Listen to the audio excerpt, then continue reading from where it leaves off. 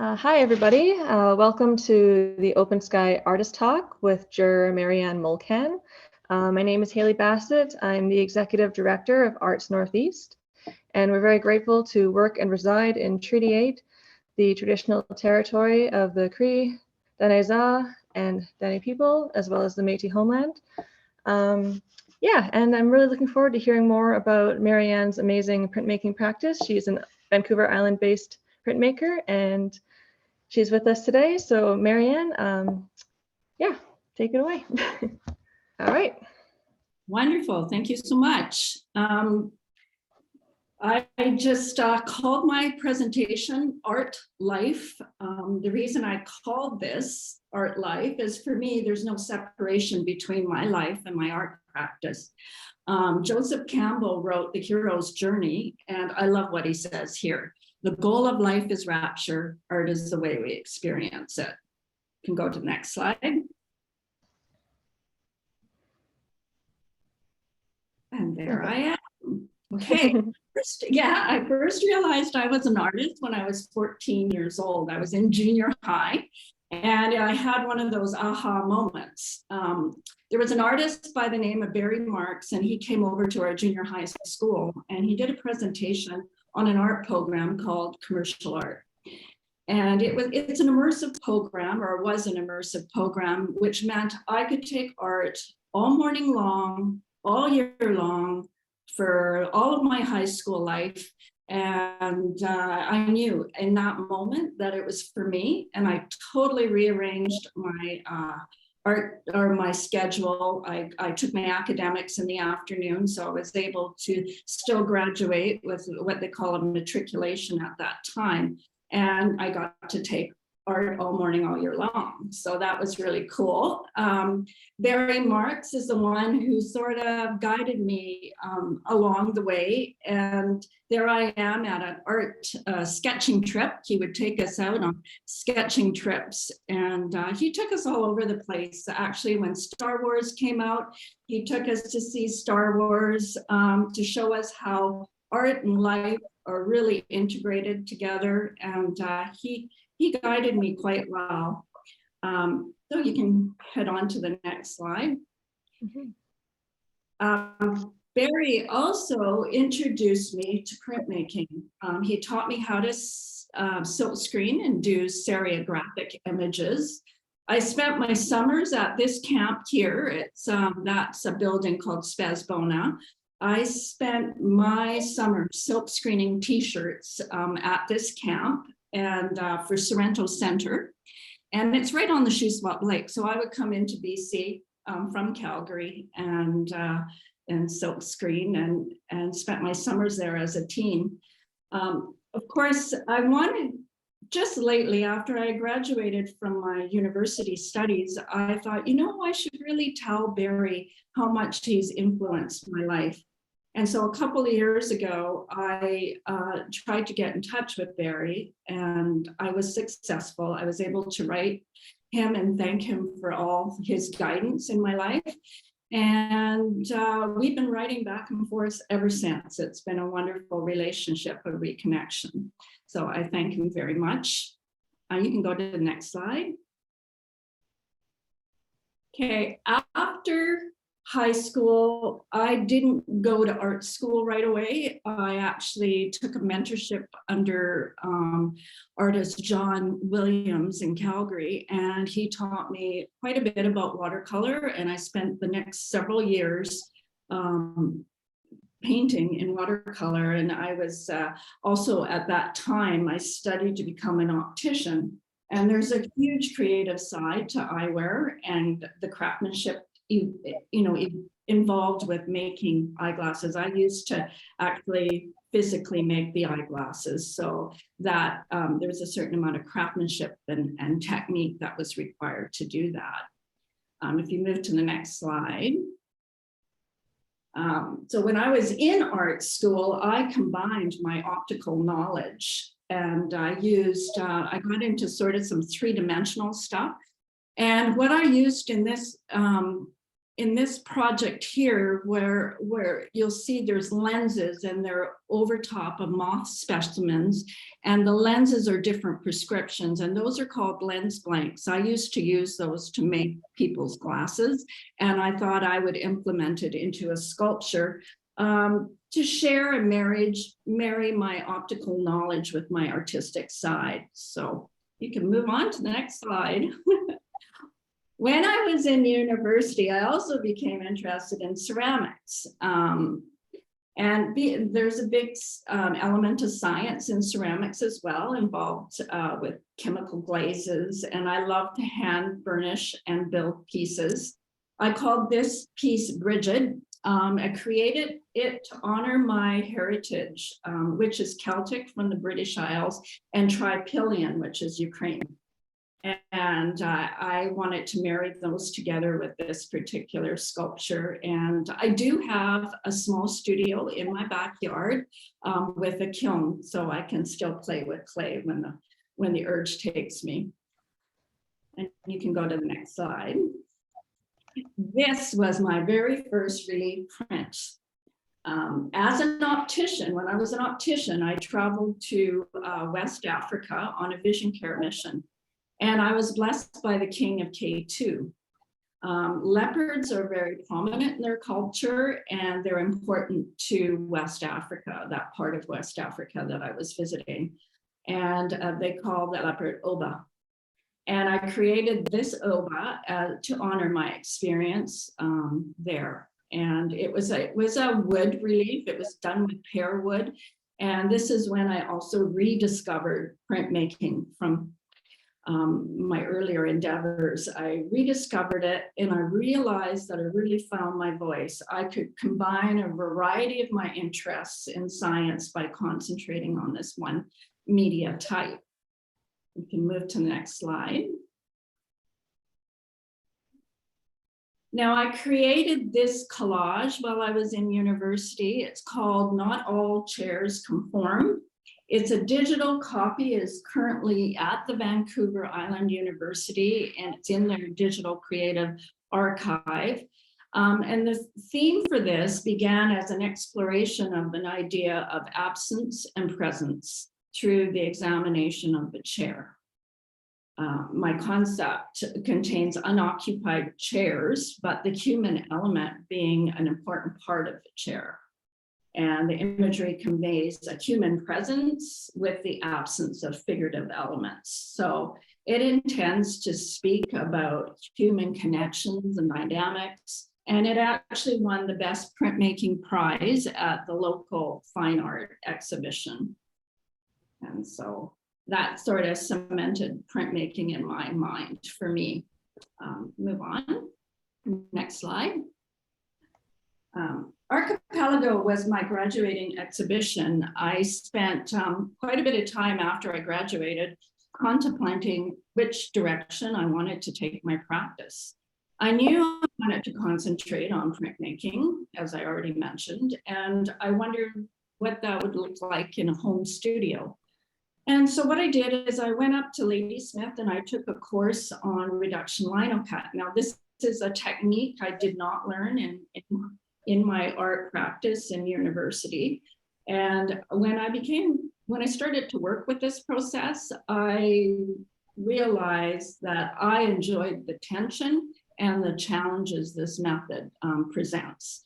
And I could combine my interest in optics and perception through the color spectrum and working with different layers. So next slide. I researched how I was going to set this up at home.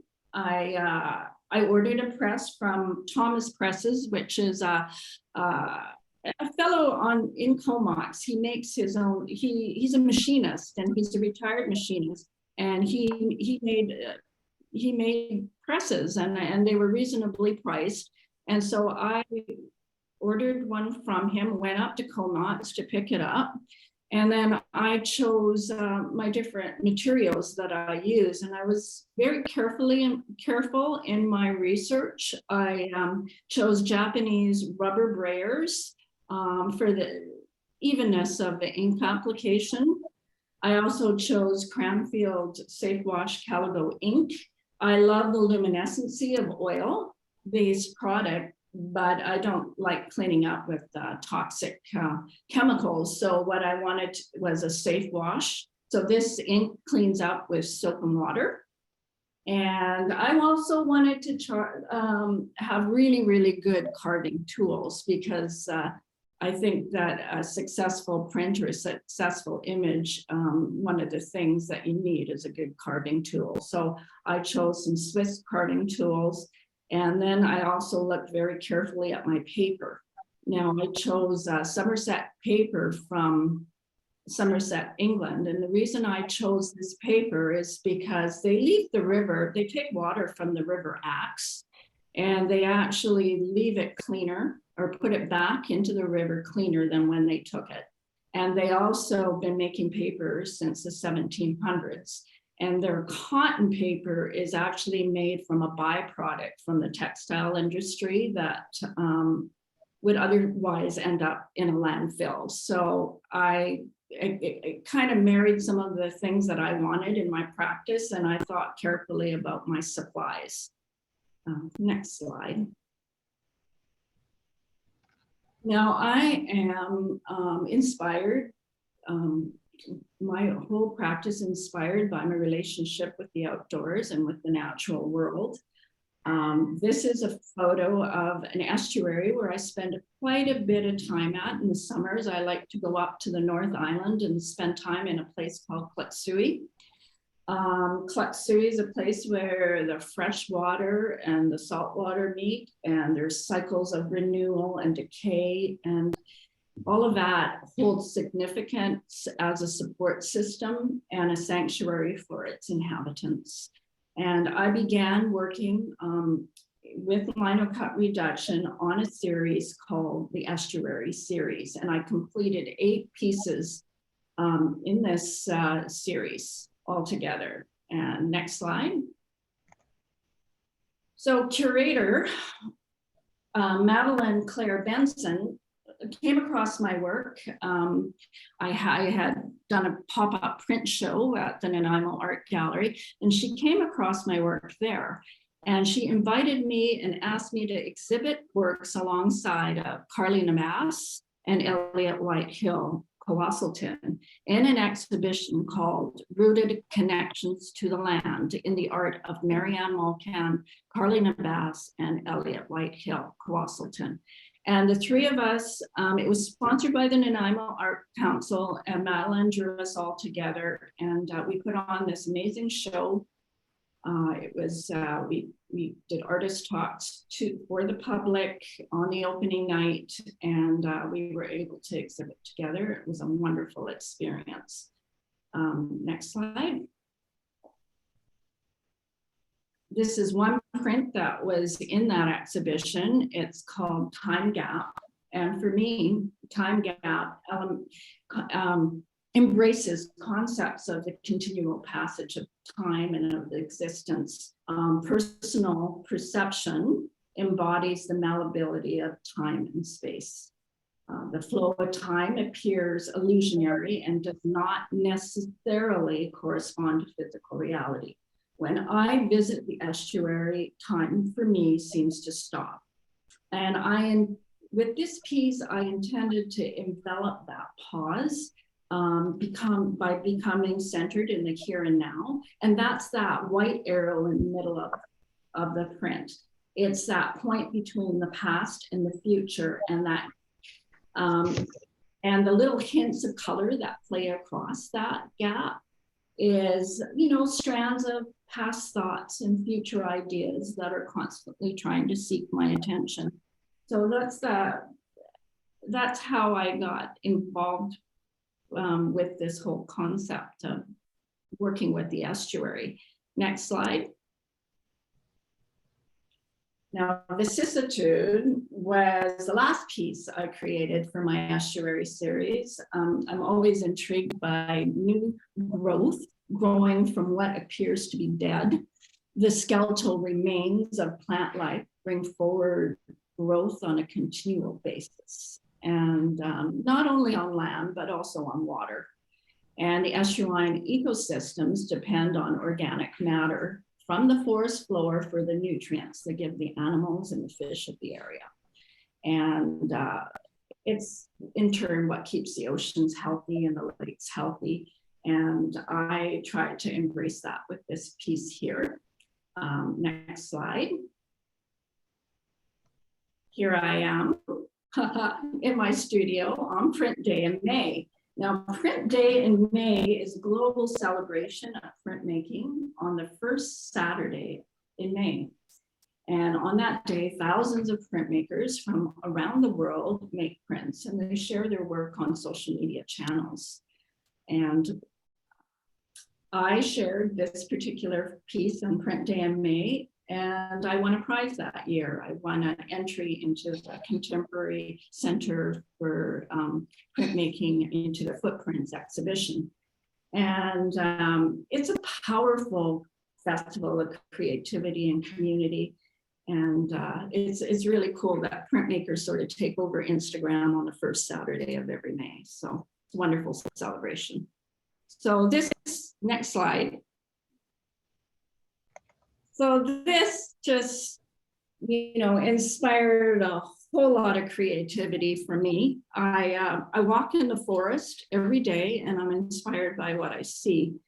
And I also work in series, as I've mentioned. I started with the estuary series, and I make written statements. And you can look on my website. You can see my series, and you can see my written statements. I use my optical knowledge through color perception. Humans have 3 color sensing cones in their retinas, red, green, and blue. And so that visible spectrum features quite prominently in my work. So I thought I should explain a little bit about, you can move to the next slide, reduction lino cut, which is reduction lino cut provides me with the opportunity to carve. Every mark I make and every carving decision I make is final. You can't erase it. Once the mark is there, it's there. You can't paint over it. Registration of the block and the paper is critical. I personally do not plan out every layer as some printmakers do. I respond to each layer, leaving room for some intuitive process to occur and unfold. And I also have to wait for each layer to dry before I print the next layer. So what I'm doing in this process, if you can go to the next slide, is I use one block and I systematically destroy it by using the same block for all the layers. So you'll see I stained my block originally. In this case, I stained it pink so that I could see where I was carving, because the block I use is gray. And you can see how intricate I was getting some of my lines. That would be what the block looked like before I printed it gray. So the next slide, the next image over is what it looks like gray. And then the following image. Yeah, that's okay. I printed it gold. I think everybody saw it. Like I went from silver to gold, and then anything I wanted to remain gold, I carved out. So the image is starting to unfold here. And then I printed it blue. And then as you can see, I carved out areas that I wanted to keep blue, and I printed it green. And then I carved out all the things I wanted to remain green, and I printed brown. And that's how that, you can go to the next slide. That's how that process works. It's often called the suicide method. I put a little detail of the image right here so that you can see how intricate and how important it is to have a line that would line up from white to maybe green or blue, and it has to line up exactly, otherwise the image is ruined. So registration is extremely important, and I've developed a way of doing that. So there's the finished piece. It's called Labyrinth of Dreams. And what inspired this piece was moss that I find on the forest floor. And it looks completely beautiful to me. The forest floor is brown. And then there's this little bit of light that shows up on the floor. So next slide. Okay, so here's how this is inspired by water droplets on a dry leaf, and you can sort of see where I took the image of I took a photograph of the dried leaf because I thought I was walking around. I thought, oh wow, cool, and I took a picture and brought it into the studio, which is how I work. And this piece I called Heartlight. And if you move to the next slide, you'll see how this print evolves. Sorry, yeah. No, that's okay. I started out, okay, so the first slide, the first image you see at the top is the orange image. I had originally printed a layer of yellow, and then I carved out what I wanted to remain yellow, and then I printed it this orange, yellow or gold gradient over top, and then carved out what I wanted to remain that color, and I printed green, and then I printed red over green, which makes that sort of burnt sienna color, and then I printed gold, and then I finished it off with blue. And that final layer is Prussian blue. And of course, like I mentioned earlier, I have to wait for all these colors to dry. And then some colors take different amounts of time to dry. And I can tell you that blue takes the longest out of, and partly because in this case, it's the last layer. So all the layers have to cure and dry before I can proceed. And then, so that gives me a lot of time to stare at it and really think about what I want to do next. And if you move to the next slide. Now, Heartlight was traveled to Connecticut last summer for the Center of Contemporary Printmaking's 8th footprint exhibition. It's an international exhibition, and I was one of three Canadians that were chosen to participate in this exhibition. And you'll see on their little brochure that Heartlight's on the bottom in the corner there, and alongside all the other prints that were chosen for this exhibition. Next slide. And I thought I would just share a little bit about Jeff Bergman, who curated this exhibition or chose the prints. There were over 300 prints that he gathered together. And I thought what he had to say really interesting, and I wanted to share it with everyone. And you can all read it here, but I can read it out loud as well. Gathering a group of approximately 300 prints together reveals the common themes found in the art the world over: landscape, portrait, narrative composition, and abstraction. Nearly 100 works on paper, 1 foot square each, exemplify the art and the artists of contemporary printmaking. Images rendered in shadowy in etching, fluid in monotype, and bright and brilliant in a variety of relief processes reveal a constellation of printmakers in the galaxy of today's working artists. I thought that was so well written and worth sharing with other artists that are interested in printmaking or just love art in general. So next slide. Now, as I work in my studio, I often develop my own little techniques that I challenge myself with. This is an example. This print here, as I was working on it, it's an example of how I wanted to block out an area and keep it white before I actually printed it. So I cut out some MAC tack and I put it on the block and I printed over it, and I put the MAC tack in exactly the same spot on the block each time, a new piece. And it took a little bit of time.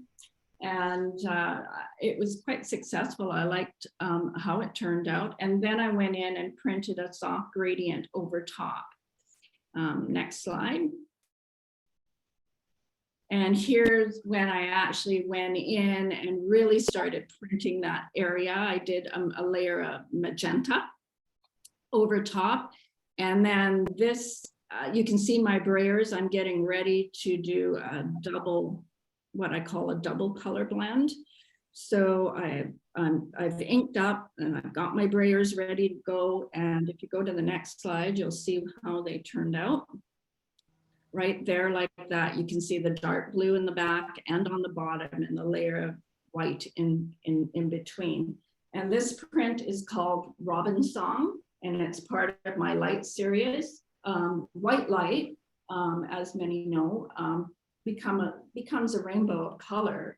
And for me, without that, we're sitting in the dark. So I really wanted to create an element of hope with this, and which is what my light series is all about. And one quote that kind of spurred me on, and as I was working on this, was by Emily Dickinson. She says, "Hope is the thing with feathers that perches in the soul and sings the tune without the words and never stops at all."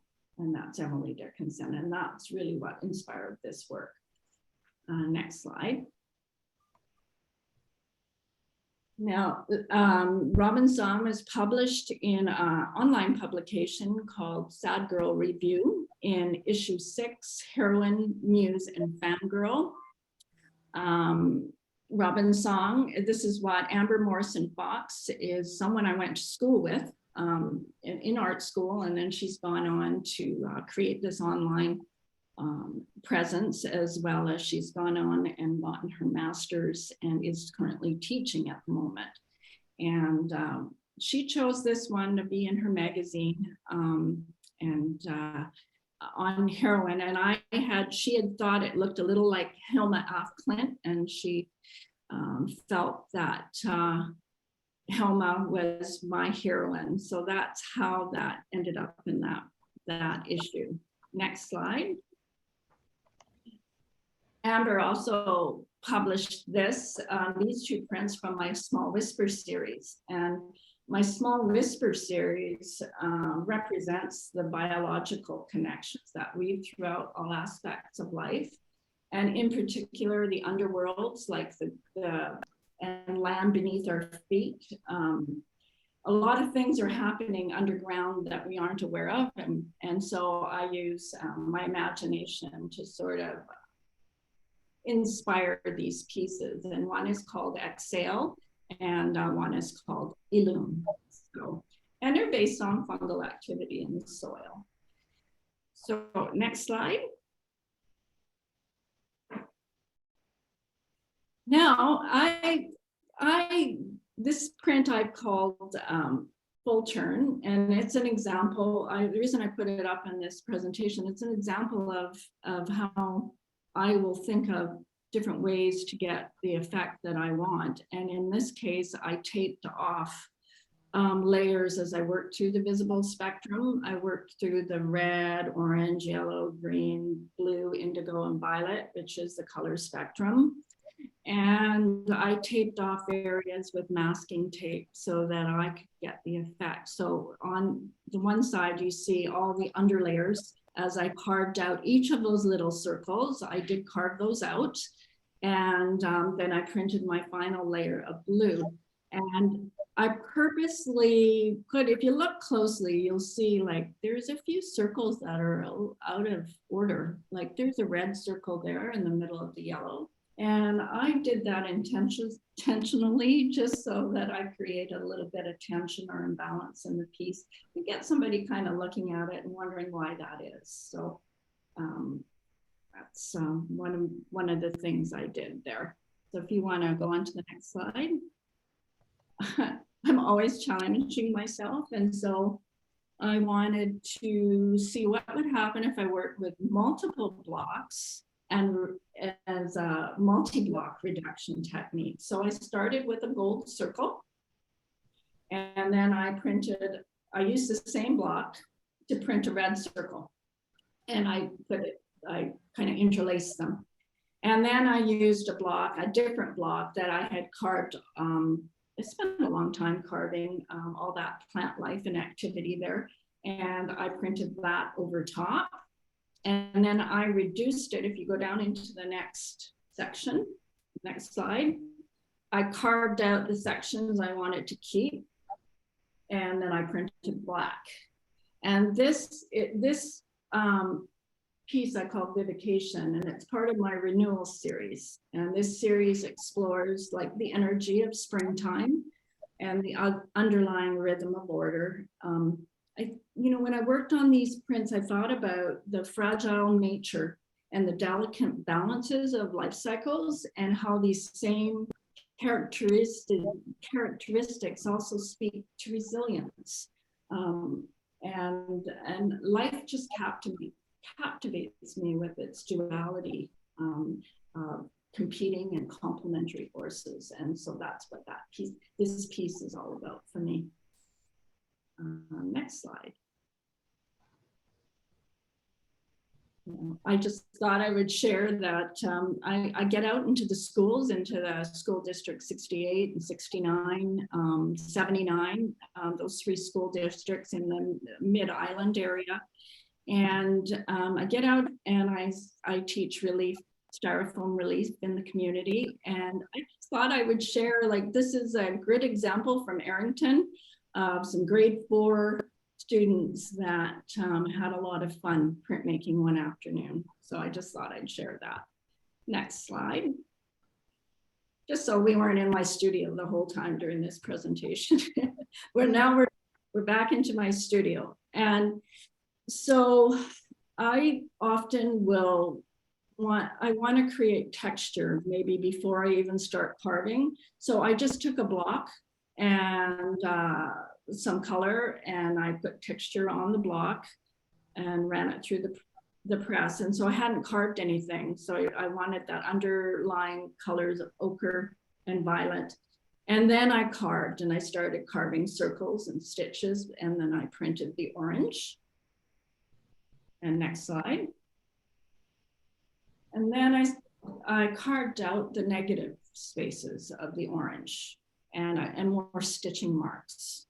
And then I printed blue. And I wanted it to look a little bit like denim, a little bit like fabric, like it's been sewn together. And I taped off the blue area, or taped off one section, and I printed the gold over top.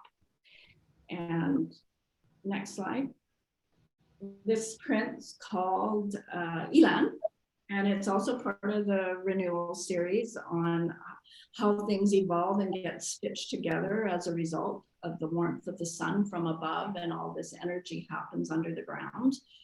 And I was chosen to represent this work in an exhibition called Human Nature.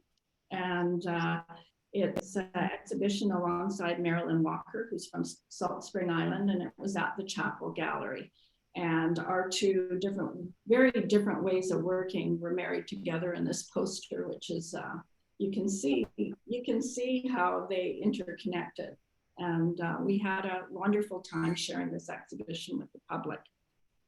If you move on to the next slide. As part of my artist statement for this exhibition, I wrote a poem. I thought, I'm going to be different here. I'm going to write a poem. And I wrote, I breathe in the air, for it is life. I breathe in the light, for it is love. I breathe in the mist, for it connects all that is. And I breathe in the earth, for it grounds me in beauty and grace, enwrapped with gratitude. I breathe out fear, for it destroys me. I breathe out darkness, for it is the seed of my fear. And I breathe out aridness, for it is brittle, and my divine connection breaks. I breathe out decay and the ghosts that bind my soul. Breathe in all that there is, and breathe out all that was. And that was my artist statement for that exhibition. It went on for well, 3 weeks in Victoria, and it was quite successful.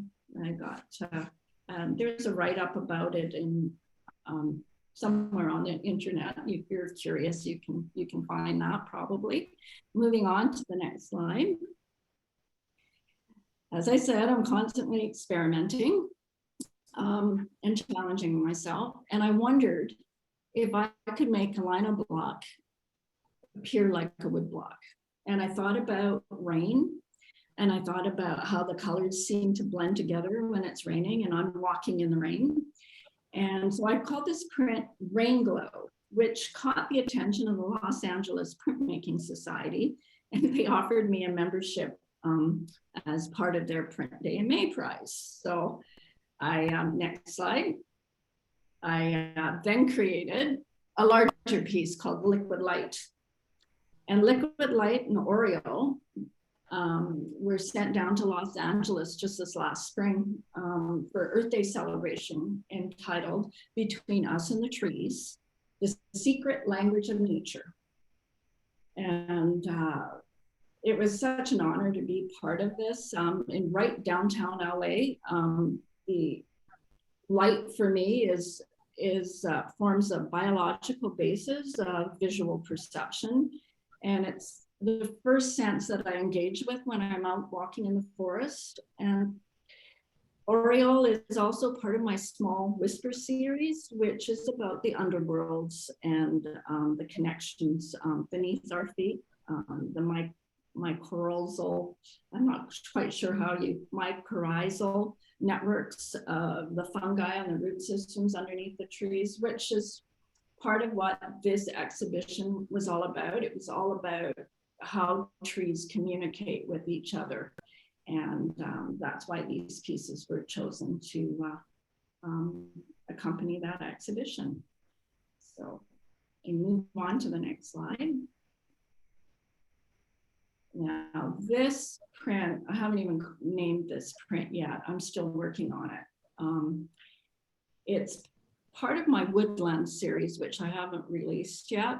And it's based on the principles of Shinrin Yoku, which is a Japanese term that translates to forest bathing and is often referred to as forest therapy. For me, it involves taking slow walks through the forest to awaken all my senses mindfully. And as a result, this print has been taking me a very long time to complete.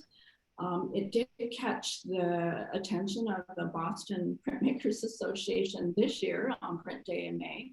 And they offered me a book, and which they sent to me. It's on 60 years of printmaking, and they're having a big 75th anniversary this year. And if you go to the next slide.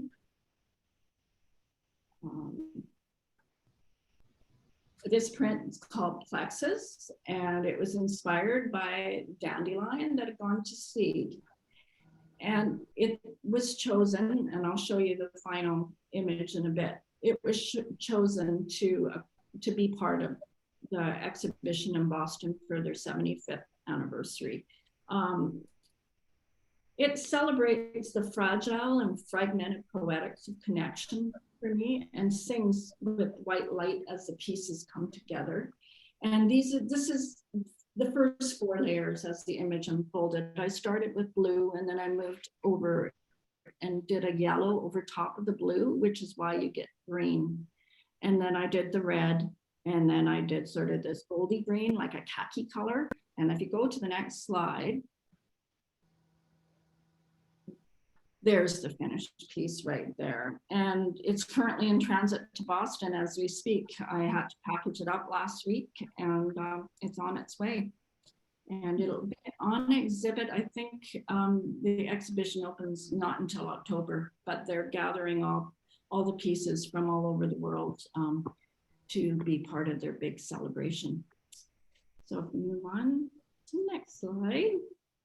I just thought I'd finish off my artist talk with one of my favorite quotes. "If you truly love nature, you will find beauty everywhere," by Vincent van Gogh. Vincent and I share the same birthday, the end of March, and I've always had an affinity for for what he wrote in his work. So I want to thank you. Next slide. I want to thank you for inviting me to be here today. And I do have a website. I am on Instagram, and I don't post as often on Facebook, but I'm there too. And there's a picture of one of the places I go where the estuary is that I had mentioned, Kluksui, and just spend time being. So thank you very much for having me today. I'm happy to take any questions. Yeah, thank you so much. Okay, am I back? All right. Yeah. I have a couple of questions. Something that stood out to me for sure, like right away, was the connection to Hilma af Klint. And I wonder how you feel about that connection being made. Oh, I'm totally fine with it. Totally fine with it. She was under-recognized female artist. And when Amber had mentioned that, oh, hey, it looks like a little like, you know, that a little bit. And I went, oh, and I what I did is I went in and I looked at her practice and her work, and I thought, oh my God, here's somebody who sees the world the same way I saw the world, with the science and all of it. And I was just completely gobsmacked, and I feel actually quite honored to follow in her footsteps. She is like a hero to me. So absolutely, don't mind that connection at all. Yeah, it's just such a funny thing. Something I get to every once in a while. Someone mention an artist, and you'll be like, I don't know, I've never heard of them, never really looked into their work, and you look at it, and you're like, oh. Like, Gosh, yeah. And so I was very grateful she pointed that out to me. Yeah. Yeah, it's a really cool thing. And it's just another way that we're all interconnected. It's just funny how often it pops up. Yeah. I'd love to go to Sweden and see her work because it's quite large, and I'd love to see it in person, some of her pieces. Yeah, super impressive. And I also thought of Sonia Delaunay. Oh, Yeah, she's a French painter. okay. I have to look her up now. Yeah, definitely check her out. Yeah, she's really cool. I mean, there's the intersecting circles, and I think she's also studying light in a similar way. So Yeah. I have this book written by Katie Hessel called The Story of Art Without Men. And she's got this great Instagram channel where she, she's constantly making posts. But this book is amazing. There's so many unknown artists in this book. So I'm still going through it. And I will have to look up Sonia, though. Thank you. yeah, of course. Yeah, I don't know if there's any other questions out there. That would be the time. Well, people can also, they can send them to you, and you can email them too. Like, they may listen to this afterwards and think of a couple of things, and I'm happy to answer. Yeah. Anything. Oh, I think Nancy's popping up. I still don't have my camera working. That's all right. Sorry, there's a big black square there. Now I'm a tent top. But thank you very much. The presentation was lovely. I really appreciated it. Oh, you're welcome. Sometimes I get so I'm talking too fast, and my brain works faster than my mouth. But hopefully it came across okay. Yeah, it was good. Thank you. Okay, well, thank you so much. And I'm going to stop the video here. Okay.